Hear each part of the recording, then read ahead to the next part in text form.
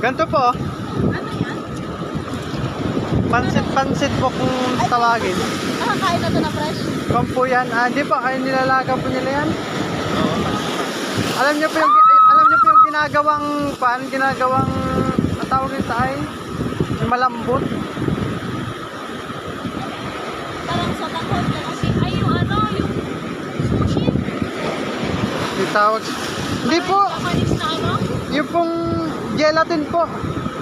Ito po. Ayan. Opo, ibibilad po nila pag natuyo na po sa kanila ilalaga. Natutunaw po siya eh.